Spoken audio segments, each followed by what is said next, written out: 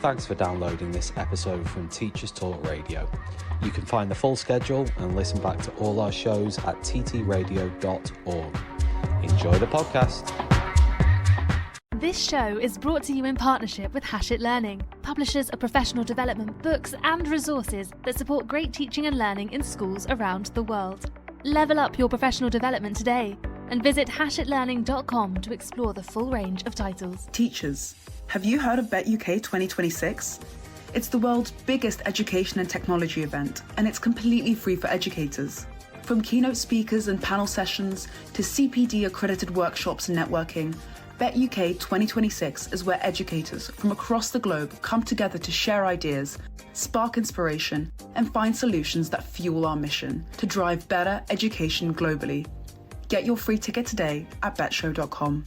Hey teachers, it's Tom here from Teachers Talk Radio, just dropping in to tell you about Teachers Talk Connect 2026. We are back with our amazing big annual CPD and networking extravaganza in Manchester. It's on Saturday the 14th of March and tickets are completely free for teachers. Just head over to ttradio.org/connect 2026 to grab your ticket today. We can't wait to see you there.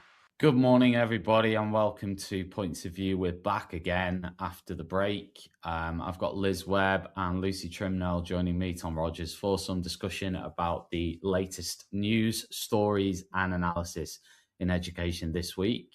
Plenty to discuss, as always. Liz and Lucy, have you had a good break? Yes. Oh, yeah, it's been really nice. Thank you. Yeah. How That's about you, good. Tom? I was well throughout all of it. Really? And so, yeah, that was an amazing achievement. That's good. No, I had a good one. And I didn't get ill either. So That's pretty good going. impressive. Mhm. Yeah. So Famous last words. yeah, touch wood. Anyway, we've got two things to discuss. We're gonna kick off in a minute talking about this story that's appeared in the Times and the Telegraph about children with less severe special needs set to lose support. This is part of the white paper that's going to be published later this month, and it's set to argue that spending on SEND has become unsustainable, and it's set to basically say that only parents with children with severe needs will have the legal right to certain support under plans to try and cut the costs. And then the story sort of goes on to talk about the spending on SEND. So spending for SEND pupils has increased by 2/3 since 2012, 2013. It's set to hit £11.1 billion this year, and it's expected to hit 12.9 billion in 3 years' time. And it also mentions soaring demand for SEND support has been driven by a rise in autism and ADHD diagnosis, as well as speech, language, and communication needs. About 520,000 children with SEN were eligible for taxpayer-funded transport to and from school in the 23-24 tax year. We also have if you look at the story, you can see it. There's a helpful graph which basically shows you the number of students with special educational needs or EHC plans, EHCPs, increasing year on year up to end of 2024. Don't know what the figures are for 25. I'm guessing they haven't been released yet. But basically, it's rising and rising. SEND support and EHCPs. So if this particular story is true, and this was in the Telegraph on the Times, if this particular story is right, what are our thoughts on it? Liz, I'll start with you. Any thoughts? So if I've read it correctly, because obviously it's not going to reduce the number of students that have these needs, so they have to go somewhere. And so if I've read it correctly and I've understood it correctly, the suggestion is not that people who currently receive support, that's not going to change. So any students that are in special provision, they're not going to have that withdrawn, that will continue. But it seems like what they're suggesting is that no new places will be created, and so there'll be some sort of spectrum and decision being made about who is severe and who is moderate and whatever. And then they will not be offered special places, and they will be catered for within the mainstream system, which I find absolutely baffling, because we already know that the mainstream system is stretched to breaking point and cannot cater for all the needs that we have. The funding presumably isn't going to disappear. It will either, or it will, and it won't be reallocated to schools, in which case mainstream schools are going to be being asked to deal with more with less, which seems to have been the case year on year on year anyway. And so I don't see who this is going to help. Like, I understand that the funding is unsustainable. I get that, but I don't feel that this is the solution.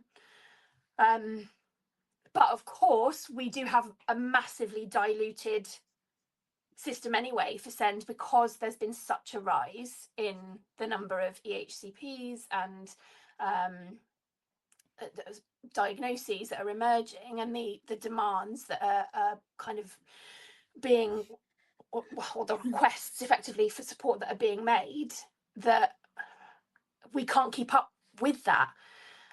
So how are we going to keep up with that unless there's an increase in funding? I don't understand where this is going and how it's going to have a positive outcome.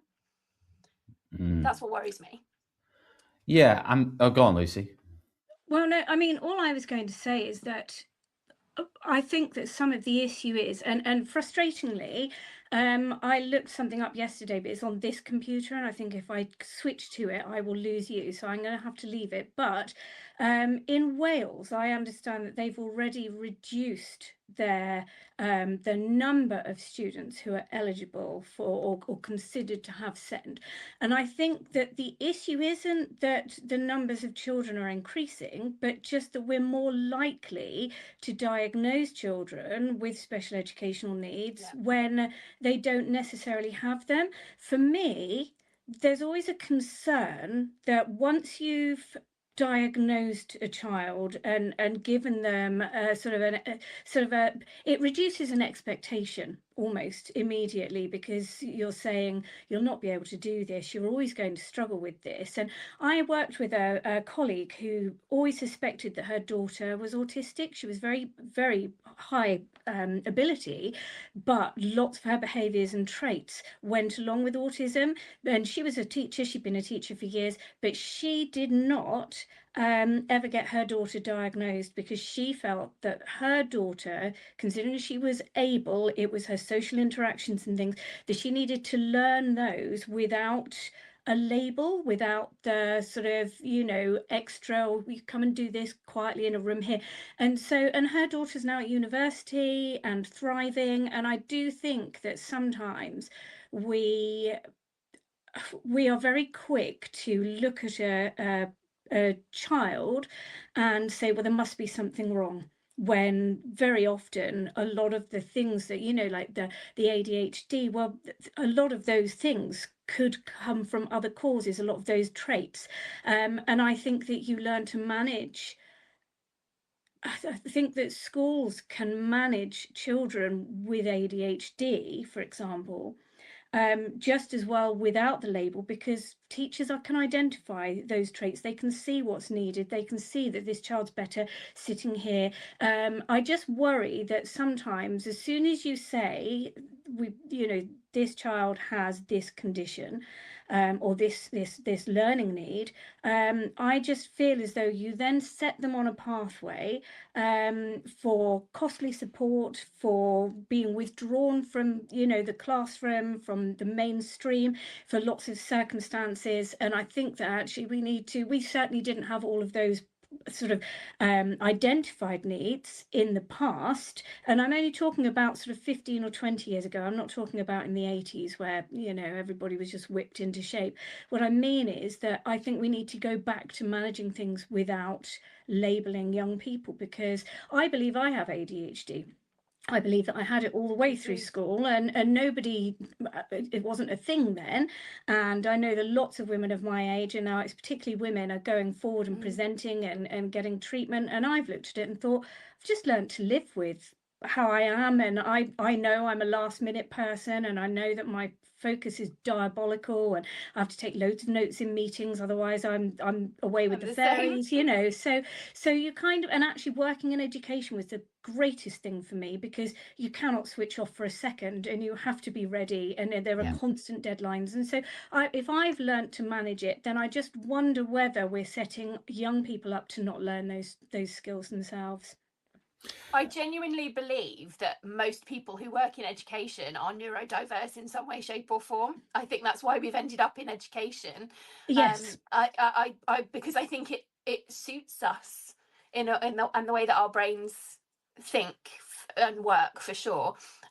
So I do agree with you, Lucy. But also because you feel that focus, like I always wanted to be the person in school that I know I could have done with. Do you get what I mean? Yes, Somebody who totally. understood, somebody who it's not didn't judge, but you know, I was always in trouble. Whereas when I was in school teaching, I always gave leeway. I understood why that child hadn't brought their homework in, and I think that I wanted to be that person. That's what drove me into education, because I wanted to do what I thought could be done better. Does that make sense? Terribly Yeah, totally. worded, but Tom? I think one of the things you said, Lucy, that I sort of think about is this whole idea. And I saw somebody actually writing about this today, and I can't remember who it is, so apologies to them. But they were basically talking about how we've linked, behavior with send and send with behavior, as in, this idea of, that they're send. So obviously, that those behaviors are going to happen, and that's the way it is, sort of thing. I think that can be a real problem for, it's actually insulting in a way to, to students with send to sort of, without even knowing who they are, without getting any sort of take on their personality and what they're like as a person and a student, we immediately sort of say, can't behave. Yeah. And that attitude then permeates across the whole system. And if every adult around them, potentially even at home as well, has that sort of take on it, then I think that can be really, sort of detrimental potentially. On the flip side to that, you also mentioned the 80s, and we've had this sort of conversation on here before about the sort of idea that back in the 80s there was nothing. It was almost like going from one extreme to the other. Like, that was the extreme of nothing, that there is nothing wrong with anybody. I say wrong. There is nothing, there is nothing to there's nothing to say here other than, get ready for school, get on with it, and that's it, right? Then I think we sort of moved forward and I think we moved to a place which was better, which was more healthy, of sort of like, we need to start exploring,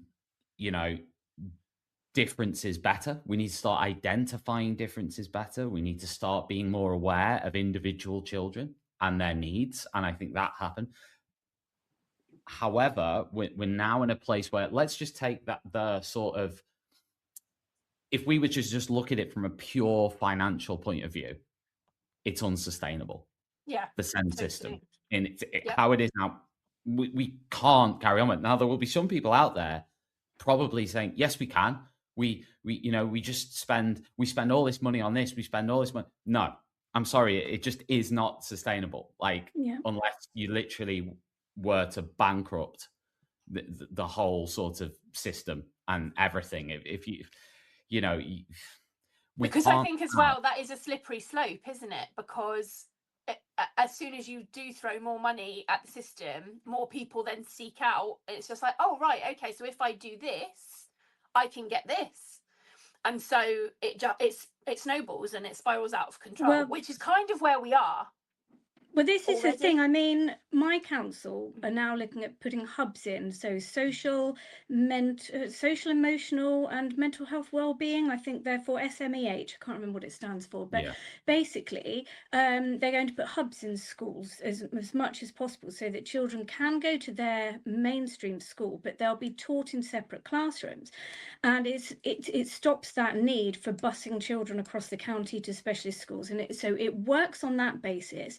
But always my concern is that, and I'm not being horrible about parents, we all want the very best for our children, we really do.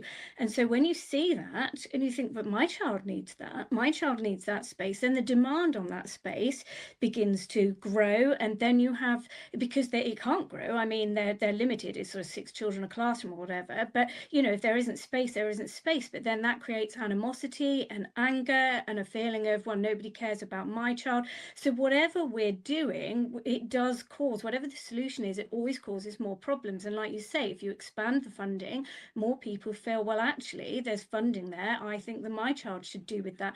And I know you say about the 80s and that nobody had anything. People did have things. I mean, if you were autistic, as in severely autistic, you were in a special needs school and you weren't within the mainstream whatsoever. So a lot of those children that didn't come into mainstream education, and the rest of us who had what I think they're describing here in this article, those less severe special educational needs, that more tolerance requirement or whatever. And that's where schools went wrong then, was the tolerance. I was smacked and all sorts in school because I was talking or I wasn't concentrating and things like that. That wasn't acceptable. But what was acceptable is that everybody knew what the expectation was. You knew I would sit for 30 minutes in a lesson and do nothing, and then scribble down a paragraph because I could see the teacher was coming around, and my life still runs like that now. I still am that person.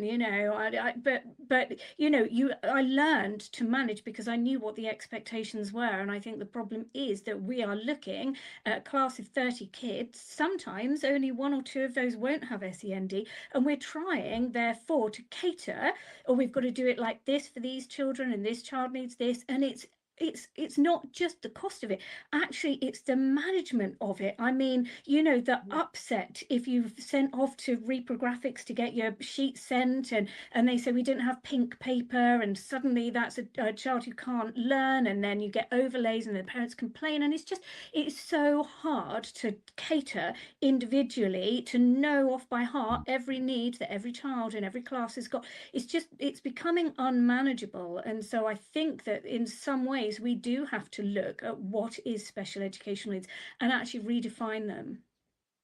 Yeah, I saw a really interesting analogy this week, which I think it was really clarifying for me. And somebody, it was on Threads or something like that, had said the problem is that for parents, their child is the main character.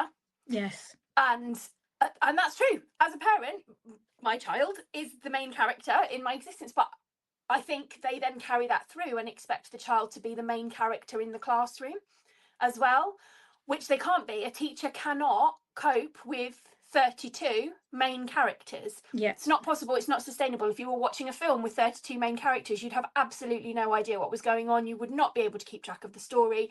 It would be unsustainable. And I thought that's such a powerful analogy that works really, really well, because of course, we want to advocate for our children. We do think our children are important, but we have to understand that for a teacher, and for secondary school teachers as well, if I'm teaching a 6-period day, I'll see 180 children in a day. Yep. If all of them are my main characters, if I'm having to give all of them absolutely individualized special treatment, it's just not, it's not and it's not because I don't want to, it's not because I'm lazy, it's because it's not physically possible to do so. And to remember and hold all those things in your head and think, oh, that person needs that person needs that person needs that, oh, I've got to remember to word things in this way for that person. And it's really, really difficult. And I think also there's that sort of thing of people not having any concept of how difficult, nigh on impossible it is to be that teacher. to Yeah. not understand what it's like when you're in a class with 30 students and you have even 5 or 6 or 7 students that you need to consider in every single thing that you do more than the other students, or differently to the other students, and being able to manage the behavior in that classroom As well. whilst and the classic example I always think about with this is sort of, I mean, I remember a really challenging class I had. This would have been 10 years ago now, maybe more. And the start of the lesson was always super important, right? It was really, really important. And because they're a challenging group, there were 30 in there. So you had to get that right. You had to be on it. You had to be on it. And as a teacher, right or wrong, my only focus, I'd obviously plan the lesson. My focus was the lesson, but my big focus at the start of the lesson was the behavior. My big focus was, how am I going to get this class to function in the way that they need to for the next 60 minutes? It was about going through that lesson. Now, I remember a few times this happened, maybe once. I can't even remember now. We're going back 10 years. But I do remember that, in that class, and this is by the way, this is not me saying that this student didn't need this, but there was a student in there who needed the different colored, I think 3 different colored, there might have been 2 students in there who had the requirement for 2 or 3 different colored overlays.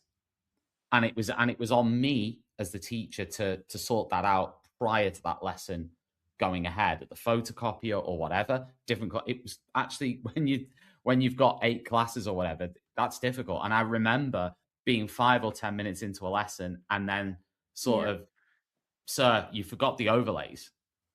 And suddenly that whole lesson now, my entire focus is on sorting that issue out. So I've then got to try and get another adult, go to the photocopier, sort out the photocopying of the overlays because I can't leave the room.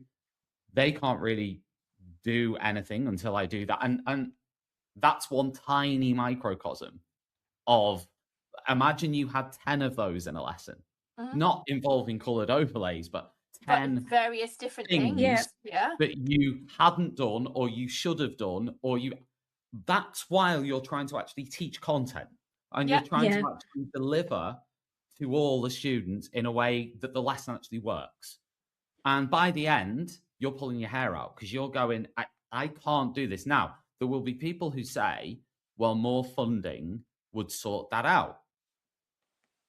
I think that more funding might help. So, for example, if you had, I think what that report was saying, what the Times and Telegraph articles were saying was that they would have a TA in the classroom working with 5, 6, 7 students and sort of working with those students, because TAs have really been stripped out to a certain degree.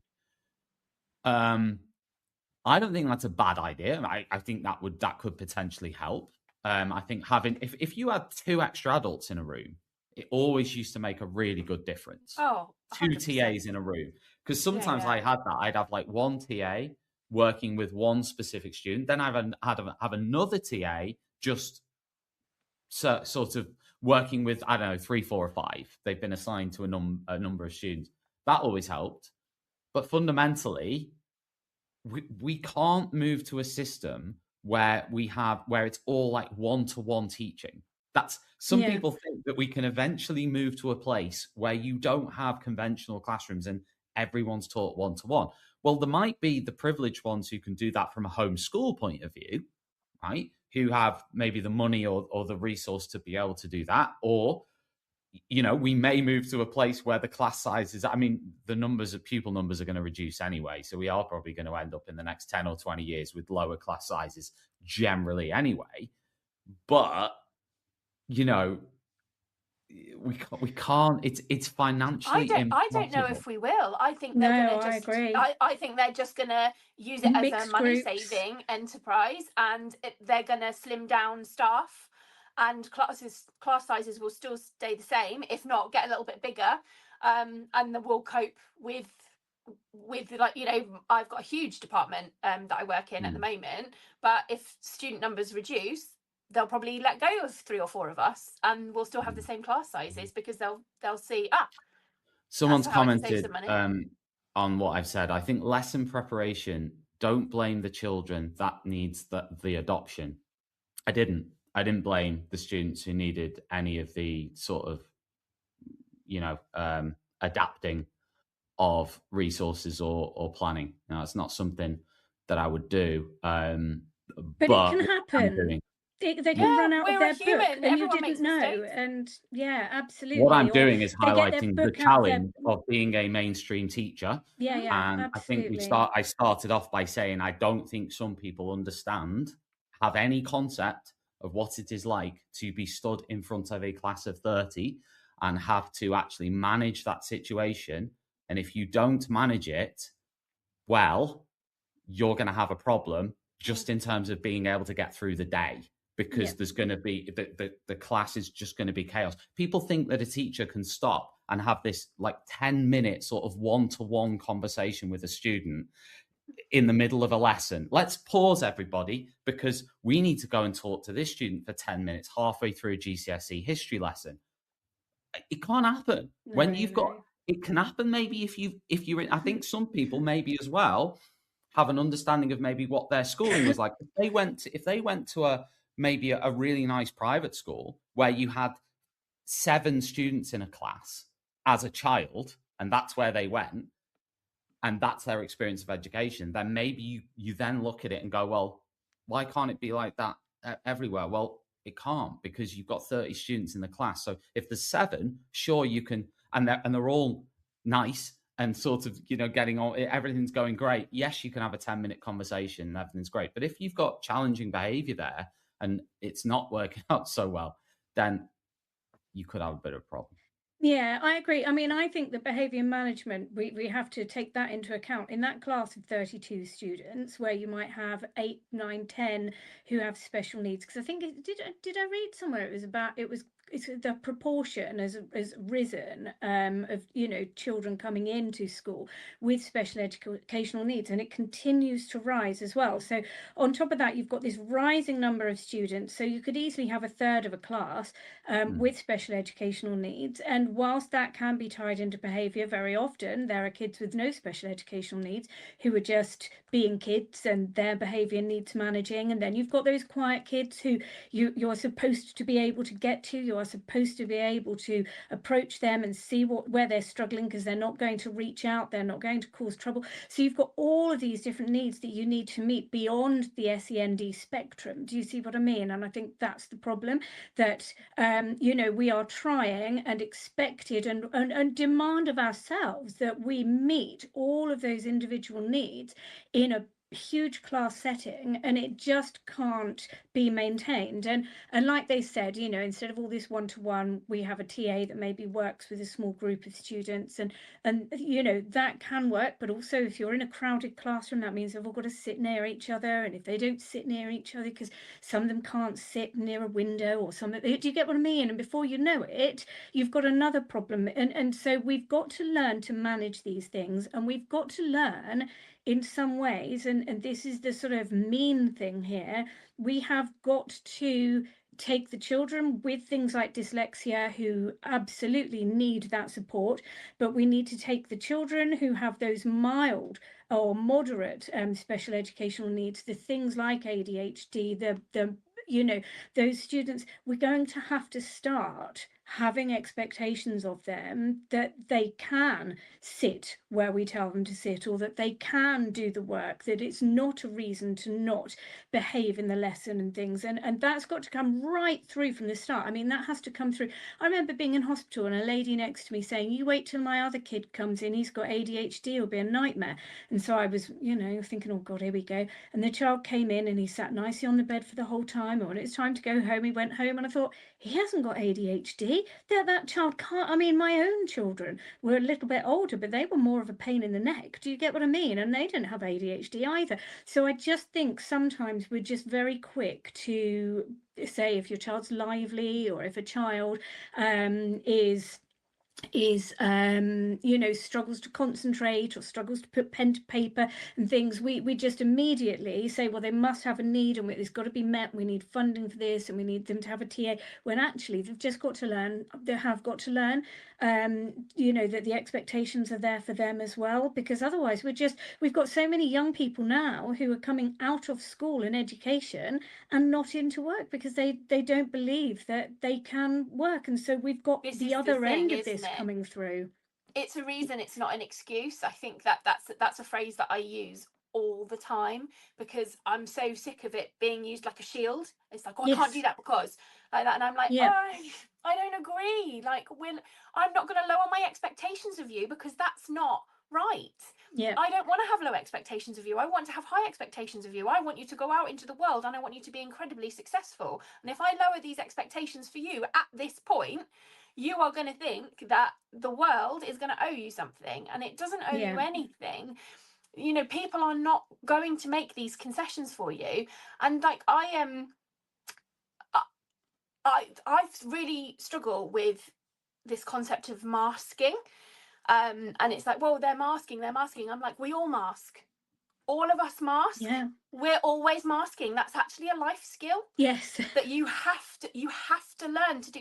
We've all got things. There are teachers in schools who have their own lives, who have, well, everybody in every job, not just teachers, who have things going on in their life, who have divorces, bereavements, elderly parents who are, struggling, who are they needing to care for. They are masking. They are coming into the classroom or they're coming into their place of work and they're not wearing all their emotions on the outside. They're not going, oh my God, this is happening. I can't do this today. We're masking because you have to. That's, and it's like, oh, well, they're masking in school. Yeah. Do you know what?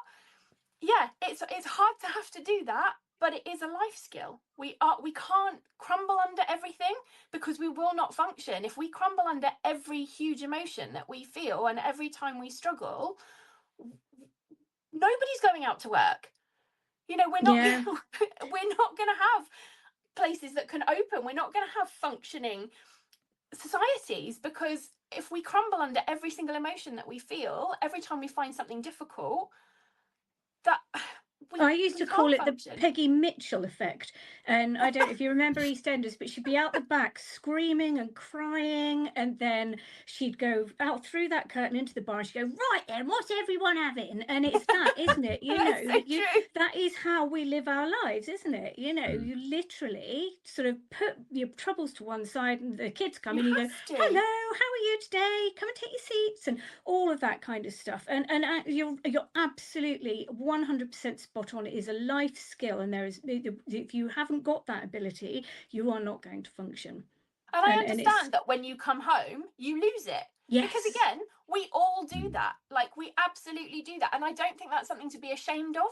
I think it's something to be proud of, actually, that you have that coping ability. And I'm so concerned that, like, there'll be a pile-on with, like, oh, you're so unsympathetic. I am not unsympathetic. If anybody knows me or works with me, like, I am empathetic to actually we know that because we know you, but but these things can be misconstrued, can't they? Like, I really care so much for the children that I work with, but my goodness, we have to cope. We have to learn to cope. And yeah, it's horrible, and yeah, it is gonna hurt sometimes, and it's rubbish. Life is tough. It is tough.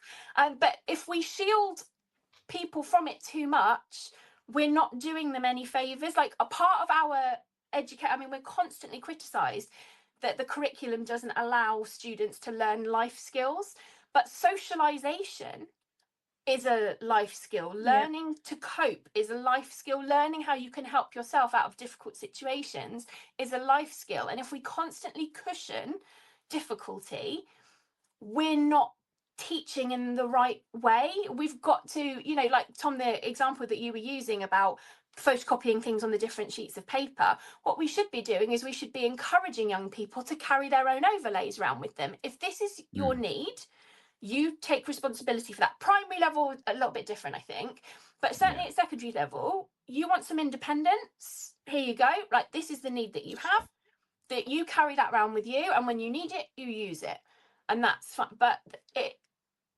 that's helping them, because again, when they go out, and I get it, they're children, they are children, and I totally agree with that, but they're children who are going to be adults. This is the problem. Yeah, we can't, if you go into work in the future and say, oh, you're going to need to print that out on pink for me because I can't read it otherwise, your boss isn't going to go, oh, okay, no problem, I'll go print it in pink for you. They're going to be like, okay, can you maybe make the arrangements yourself to make that a little bit easier for you? Lucy, you were saying you probably have ADHD. I'm fairly certain that I have ADHD as well. Yeah. I am not expecting my workplace to make any concessions for me in that respect. Absolutely. It's just like I will cope with it. I will manage it. I will do it. And obviously, in more severe cases, that's not possible. Yes, absolutely. And this is the thing, I had a friend whose son had ADHD, and he would do things like sharpen pencils with blisters on his hand, and he would just sharpen and sharpen pencils over and over again, and he'd have huge blisters on his hands and things. And he really did have severe ADHD. There was no questioning that whatsoever. But for most cases, most children, it's manageable. And like we say, the issue is that we have so many young people now, a rising number of young people who are signing on to benefits, saying that they're incapable of work because they have conditions like ADHD and social and emotional health problems. And you won't get better by not going to work, by not being a functioning part of society. And so the work we have to do has to start when they're much younger. And there are many reasons for it. And one of those reasons is because we have this soaring SEND bill, despite the fact that the school roll is falling and set to fall. It's rising by 1.8 billion, the cost of SEND in the next 3 years. I mean, it is unsustainable. And so therefore, for the cost reasons, but also for the resilience and the ability of people to be able to function as adults, we have to start when they're small, when they're young, and we have to say, you can sit on the carpet, you can sit there for 5 minutes, and if you do, then you can have a star. We've got plenty of things that we can do to help Lucy, children. By saying no, and I personally agree with everything you said there, but when you say no, the response to that would be yes, but legally you are now breaking the law. So as much as everything you've just said is, sort of, people might watch this, some of our viewers might watch that and say, yeah, that makes sense or whatever. There'll be others out there who say no, but that is breaking the law. So I think that's what this government's doing. They're literally looking. I mean, it hasn't said about the law, but what they're doing is looking at the ways that funding is distributed to children so that only the children with the more severe SEND issues to have it. So I presume alongside that would come. I mean, you would like to think, there's no guarantee, unfortunately, with this lot, but you would like to think that everything underpinning that would also be changed to reflect that as well. Because I think whilst we have felt like we are always doing the kind thing and the better thing for children, I think we're starting to see the evidence that it is not helping anybody anywhere. I think it does come from a kind place as well. I think like the problem is that it's so often presented in this way that teachers don't want to help, they're lazy, all their holidays and everything. Oh, what, your school day finishes at 3 o'clock and you can't be bothered to do that, that sort of attitude. But it's not. It's because we want to, that we're collapsing under the pressure of trying to do it, because we do. I mean, there's very few people who work in this profession who do it because they don't care. Like it runs on care and selflessness, and we want the young people in our classrooms to thrive. But trying to do everything, it's like you're a jack of all trades and master of none. How much are you helping everybody when you're spreading yourself so thin, trying to cater for all the individual needs? It's not through lack of willing, it's just through total lack of time, ability, because the system has become so diluted with the sheer number of diagnoses and like you say, the legal element. Yeah, we need to remember that the purpose of school is to learn, and that when they come to Mr. Rogers' class, they're supposed to learn history. And if that lesson is being watered down because of things like, like I said, if a child spilt their water bottle all over their pink book, you've got to get another pink book, and you've got to leave the classroom or make provision for someone to go and get one, and you can't find one, and it's all of those things that take up time. So we're not saying we don't want to do it, but we're just saying that it can complicate and disrupt lessons and make things difficult. And those are the things that we have to do. But there are some of those things that maybe we don't have to do. Not Yeah. the And coloured then I think overlays. also you then have that issue of everything you said, and then that issue of people having zero sort of compromise on going, yeah, that probably was a bit difficult, actually. You know what? Like, yeah, actually, I'm going to give you a bit of a pass there because, it's like, no, everything has to be perfect. Everything has to work perfectly all Yeah. the time in all these particular ways. You're a service provider. And if you're dropping below our sort of minimum standards of what we tick, tick, tick, tick, tick, if you don't meet those, you haven't met, there's not that human element of trying to understand the situation that professional might be in Yeah. and their feelings, as in feeling overwhelmed, feeling like they're not doing a very good job, trying to meet lots of other targets they have that are nothing to do with that particular child. They might be exam targets, they might be curriculum targets, they might be all this. They've got this whole big job here, and it's like, there's almost that sometimes I feel there can be that lack of sort of understanding or compromise around the teacher's role and what they're trying to do and who they are and their meaning and their motivation, why they're doing it, them as people. It's like sometimes there's that starting on the default as this guy doesn't care, or because this guy is being a bit strict, he's nasty. Mrs. So-and-so down the corridor, she does this, says this, doesn't, and it's like, no, that we mentioned earlier about acting, that could be part of that teacher's persona. That could be part of how that teacher gets really good results in the classroom. It could be part of how they do their job. It also probably means they're not uncaring or, not, or they might be, just part of their persona. So I think there's a lot I used to work with a really strict deputy head. She was years ago when I first started teaching, and she was little, but she was fierce. She was absolutely brilliant, and the students were terrified of her, and they hated her. And one of the more difficult boys, when he left, he'd kind of come head to head with her several times, and on results day he said, I realised what she was doing. I've passed because of her. Like he had this epiphany of like, oh, hold on a minute, it was tough love.